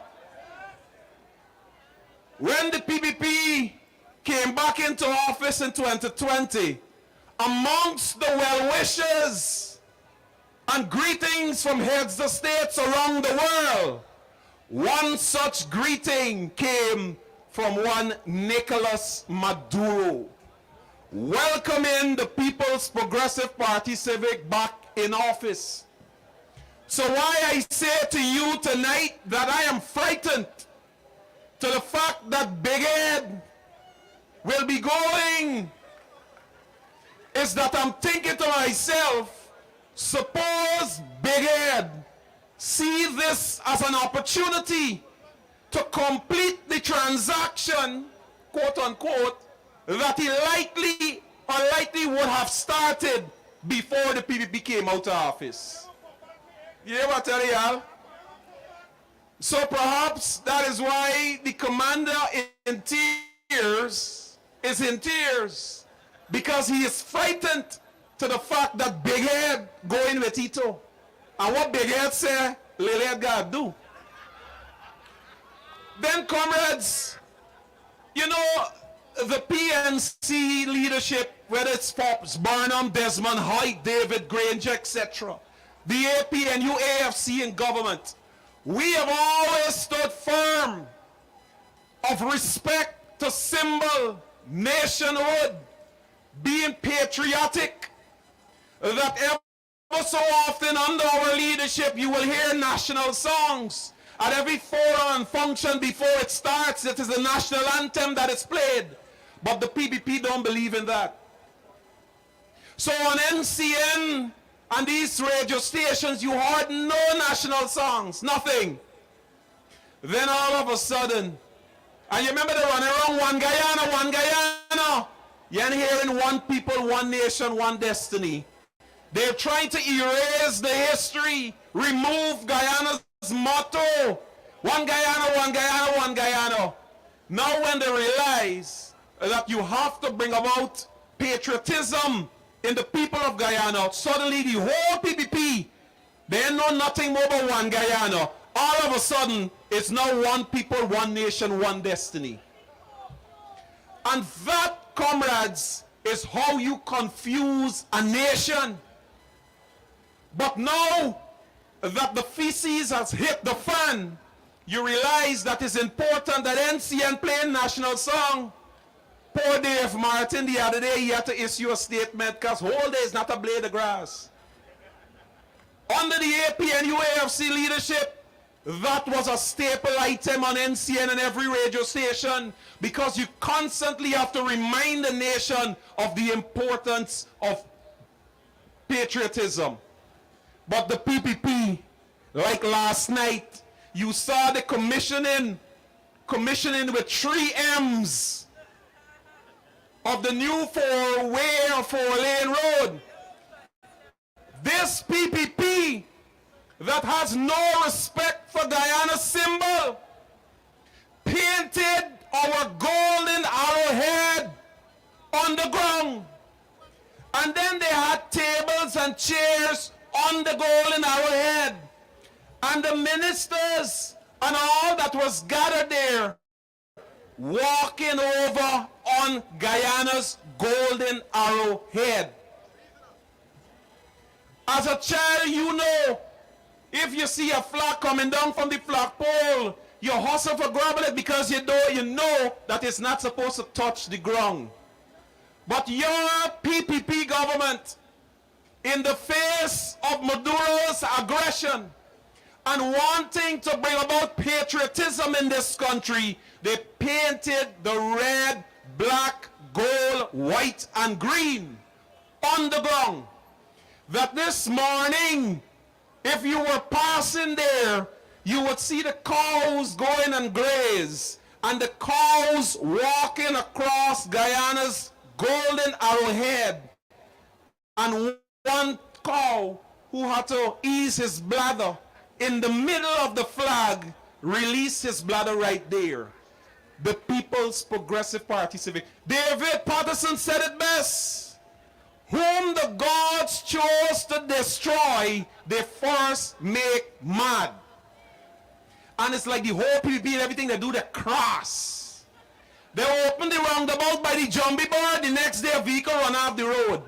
They open the other roundabout 2 days after a vehicle plunged over into the pool. They opened the roundabout last night, a truck slammed into the thing. It's bare crosses. It's like when the AP and UAFC comes back into power in 2015, we got Jare this country. We got Jare this country. We got give away blue all over and people wash their hand and bathe in blue water. Get the fire trucks to spray the whole city with blue. We got Jare the thing. Got Jare it. Friends, the person I want to bring to the podium now is our final speaker for tonight. Every time she stands up in the National Assembly, the PPP ready because they don't like hear from she. Ever so often when he wants to say something, the speaker interjecting. But comrades, this woman is a feisty woman. This woman is a mixture of Linden and the East Quarantine Barbies. This woman, as I mentioned before, is fearless.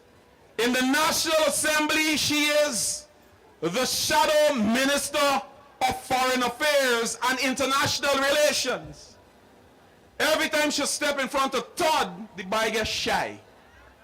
Instead of Todd, you know, when you speaking with a young lady, you're looking in your eyes, and you be like, hi, how you doing then? Poor Todd can't, you know, Toddies be like, hi, how you doing? You know, and glancing up. He Todd out. He Toddless. He's a toddler compared to this woman. Ladies and gentlemen, let's welcome the Shadow Minister of Foreign Affairs and International Relations, Miss Amanza Walton Desir. We not surrendering, we have no apologies. One land with 6 different people, and we own it with pride. Mountains and the savannas, animals running wild is we own. We own. This is we own. This is we own. So when the war talk about taking over, 1/2 of the pie, no retreat, no surrender, 'cause they say we gon' die. It's we own, we own. This is we own. You hear what the song says? No retreat, no surrender, cause it's here we go die. Guyana is we own. Essequibo is we own. And that's the message we want to remind you of tonight. That this land called Guyana is the land that our foreparents came to, were brought to, in my case, came to in some other cases, but they all arrived here. And though they came in different ships, we find ourselves in this place called Guyana. And it is ours. And we want to be very, very clear that it is not up for sale, it is not up for negotiating, it is not up for bargaining away. And so while I want to say that we as the opposition have agreed with the government in principle, because neighbors must talk, there is to be no negotiation as it relates to the matter of the territorial controversy. Essequibo is not up for negotiation. Now, I am mindful that there are people watching, you know, from the PPP, because they have people paying keen attention to try to take what we say out of context. So I'll try to go slowly so that they can understand me. I will not be before you long because most of my colleagues have touched on the issues and the topical issues.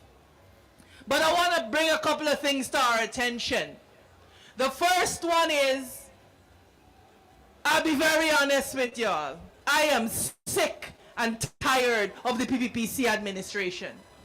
I am sick and tired of the corruption. I am sick and tired of the blackout every day. I am sick and tired about the collapse of the healthcare system. I am sick and tired about the collapse of the education system. I am sick and tired about the corruption that eats away at our resources and continues to rob the hard-working men and women of Guyana of the good life that they could enjoy.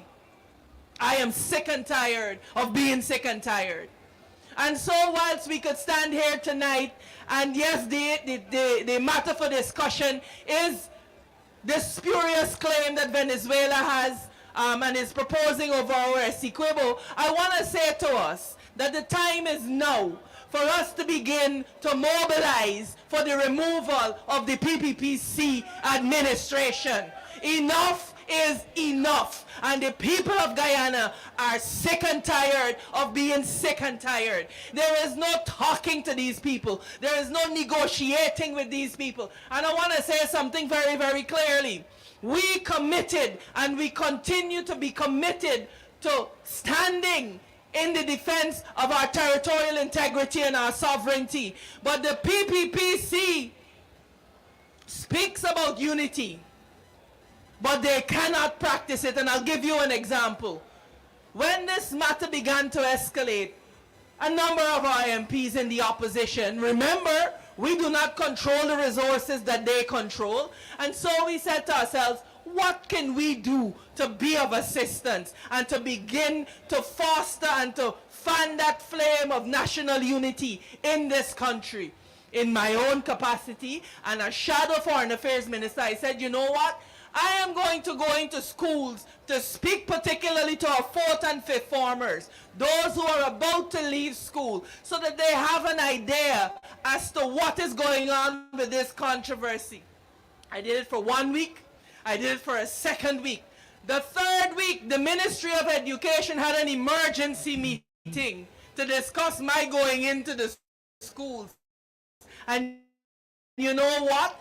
They said to the head teachers that I could not into the schools to educate our children on this controversy. And they have the temerity to come to tell us about being united. And you know what? You know when I realized that these people are beyond redemption? When today in the National Assembly, Priya Manikchan stood up and attempted to tell us what we can and cannot say from our political platform. When every Thursday, you have a particular man who sits and for hours spews the vilest of comments, calling our colleagues low lives, and Priya Manikchan believes that she could sit and prescribe what we can and cannot say. We're not having it. We are not having it. On the issue of this controversy, today again, we asked in the National Assembly, what are the mechanisms in place to track these Venezuelan migrants in our country? And I want to be clear on something. We have been saying from time immemorial, that yes, we will treat migrants with respect. We must do it. But I've been very clear that guests must obey the rules of the house. You cannot run up in here and do what you want. You cannot run up in here and put out whatever map you want with our Essequibo included in your Venezuela. That is unacceptable. It is unacceptable. And the PPPC believe that they're the masters of spin. And so whenever you attempt to point out these things to them, they accuse you of xenophobia.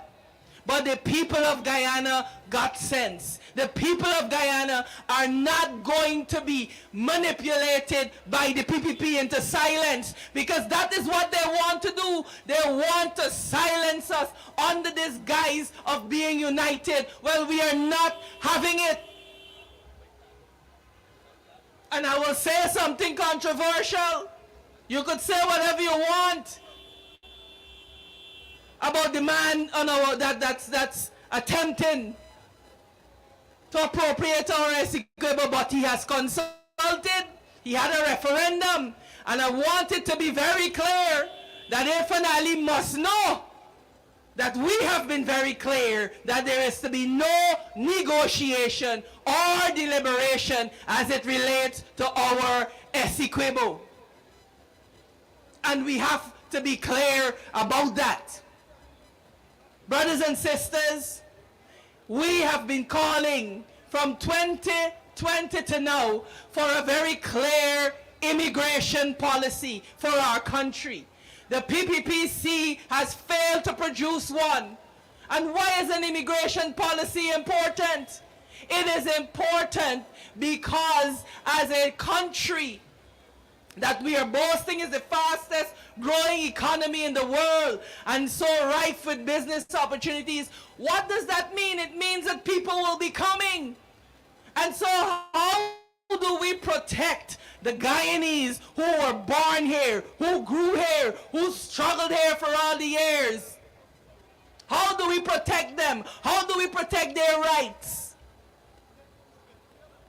The government seems more interested in protecting Venezuelan migrants than they are about the interests of the people of Guyana. And I say that without apology, because today in the National Assembly, I asked the minister responsible for Home Affairs, I said, is there a system where we can have these persons come, they register, so that we can track them, they provide addresses, forwarding addresses, if they're leaving the regions and moving, authorities must know. I want to be very clear. What we are proposing here is law in other countries. Venezuelans are going to the U.S., and in the U.S. they happily comply with the restrictions that are placed of registration and of documentation. Why should Guyana be any different? Are the Guyanese people not deserving of the same respect and courtesy? Well, as the opposition, we are going to insist that Guyanese be treated with the dignity that we deserve. Yes, there are Guyanese in every country in the world. There are Guyanese in every country of the world, but they're not Guyanese who go to claim 2/3 of any country. And so it is a fallacious comparison that they keep making. Venezuela has indicated that it is an adversary. And it is asinine and it is irresponsible for us to act as if they have not so declared. I want to be clear, because they're going to come to say, oh, we do not like Venezuelans.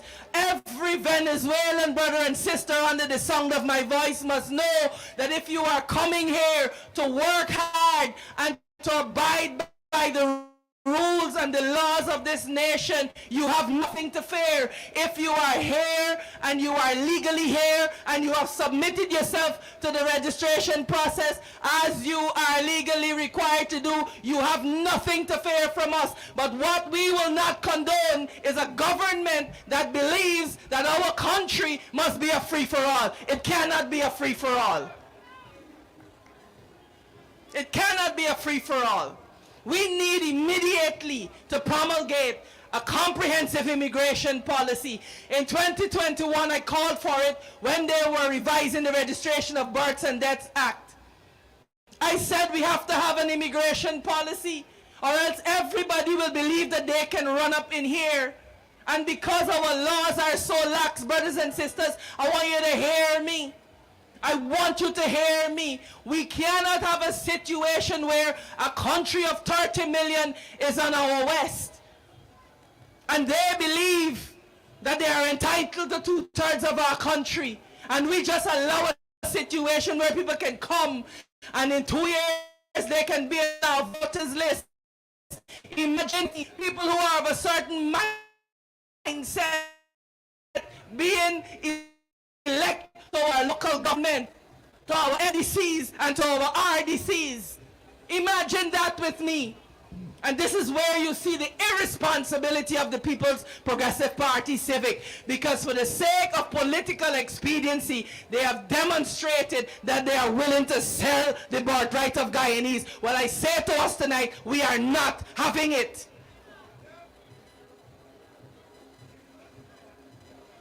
We are not having it.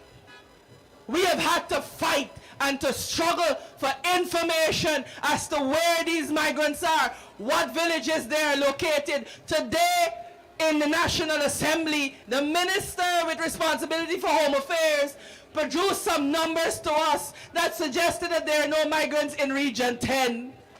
Now, as a Linden girl, when I go home, I see otherwise. And so there is clearly a gap between what they are saying to us in Parliament and what the reality on the ground is. And we, as responsible Guyanese, must hold this government accountable for providing the information that Guyanese rightfully deserve. This is our country. This is our land now. And we're going to make it somehow. We will bend like a bow, but we will not break. And this government must give us the information that we need to make firm decisions.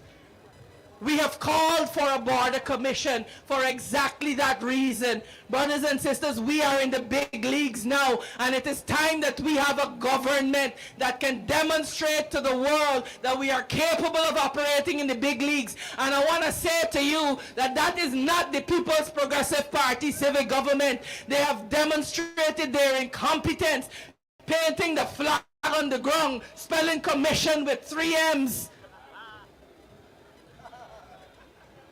What more do we need to understand that they're not ready for prime time?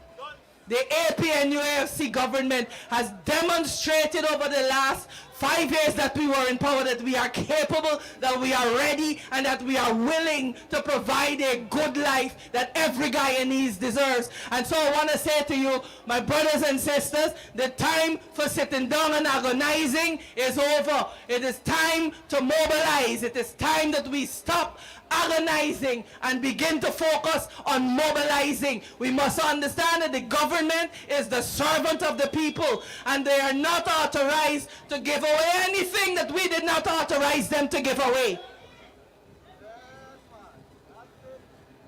And so while I want to be clear that when it comes to the integrity of these here 83,000 square miles, we will fight to the bitter end to protect it. We will stand. We will not falter. I want it to be understood that we will hold the PPP government accountable. As a responsible opposition, we are going to hold them accountable. And that means that if they are slipping up, we are going to point out where they are slipping up. They are not going to use this pseudo-unity to shut us up about the incompetence. Barrett Jagdeo doesn't shut up on a Thursday. He says whatever he wants. But we will speak responsibly because we are better. And this is what I say to people when they ask me, like my colleague David said, MPD's people are so corrupt. Why are we supporting them on this matter of our border? Because Guyana belongs to us. And because the PPP Civic is not the standard bearer for any kind of decent operation. And because we are better, we must be better, we must do better, and we must act better. Because we are better. We are better for this nation, we are better for the people of Guyana, and we will show them come 2024, come 2025, that we are serious about taking this nation forward. We fed up, we sick, we are tired, and we have had enough. So my brothers and sisters, I say to you tonight, you are being put on notice that it is time for us to begin to mobilize. And we will take our country back from these corrupt elements. We will take our country back from these incompetent elements. We will take our country back and we will show Guyana. We will show Guyana what Guyana's sons and daughters can be. And so I want to thank you tonight for coming out. I want to thank you tonight for sharing your time with us. I want to thank you for your continuous support of the parliamentary opposition, and I want you to know that we are here with you. We will continue to be here with you. We will not jet off to Dubai and other exotic locations, but when the rubber reaches the road, we are going to be here. And so we want to say loud and clear, Essequibo belongs to Guyana. We ain't giving up no mountain. We ain't giving up no. That belong to we. Not one blue, not one rice grain, not one chorus, not a blade of grass. Long live the Cooperative Republic of Guyana. God bless you. This land is our land now. We're gonna make it somehow. We will bend like a bow, but never break. Our fathers came here, and they lived and died here. Now we are moving from here. Make no mistake. No, we ain't giving up no mountain. No, we ain't giving up no tree. We ain't giving up no river that belongs to me.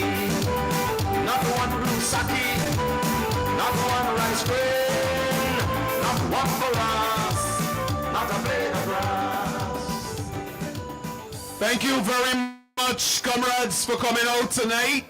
And on the information that Amanza Walton Desir just mentioned, I want to quickly read out to you a documentation from the People's Progressive Party Civic as it relates to how many Venezuelan migrants are in Guyana.